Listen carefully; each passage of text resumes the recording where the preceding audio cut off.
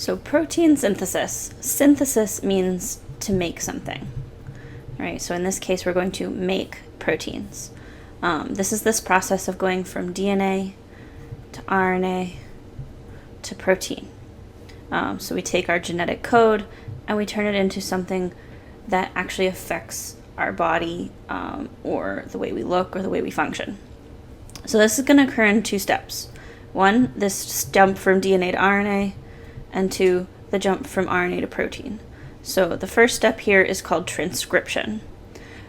So take a minute and imagine, what does it mean to transcribe something?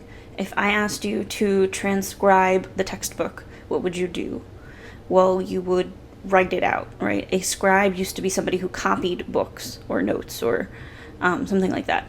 So what we're doing in transcription is we're literally copying DNA, the gene, the little section that we want, into RNA. And we're going to copy it into something called messenger RNA.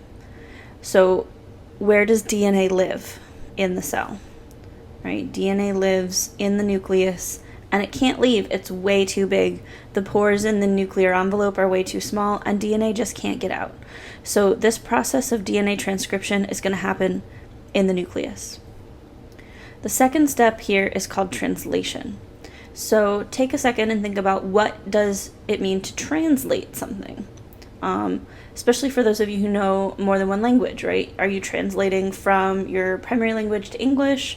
Are you translating what I say back into a different language, right? So translation is kind of when we take something and we turn it into something else.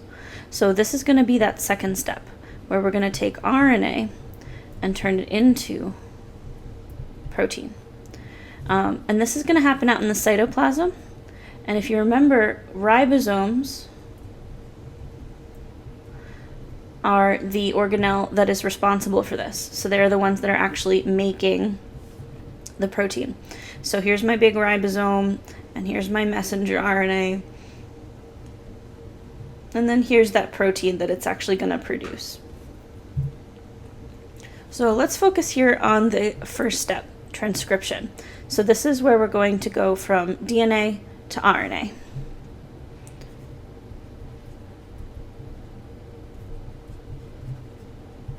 So protein synthesis.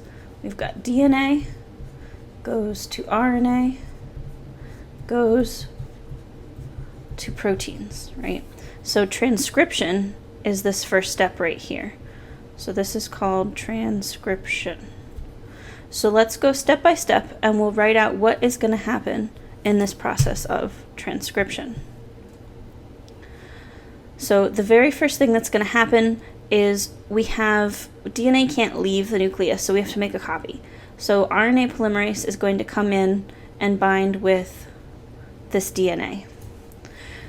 What RNA polymerase does is that RNA polymerase is this big enzyme right here. It is going to be able to open up the DNA, and then it does complementary base pairing. So anywhere it sees a T, it adds an A.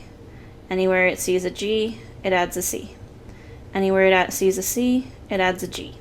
And anywhere it sees an A, it adds a U, because this is RNA and not DNA, so we have U and not T. So RNA polymerase binds. It's going to open the DNA and then do base pairing.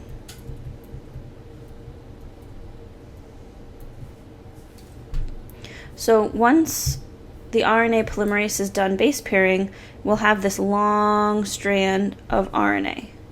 And it's almost ready to go, but it needs one more change before it can go. So this is my long strand of RNA, and it's something called PreMRNA because it's not quite ready yet. It's got segments that code for the protein we want.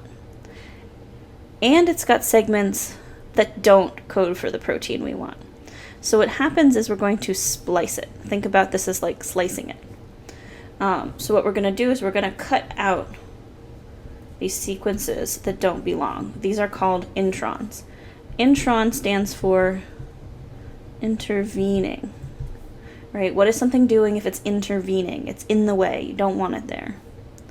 And all we're going to do is we're going to take these exons and we're going to stitch them together.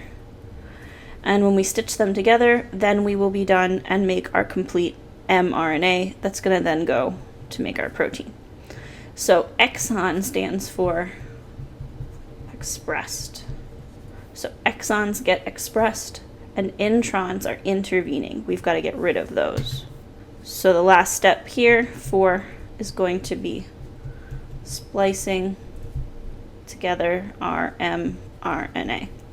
So now we're ready. This mRNA is going to leave the nucleus and go out to the cytoplasm.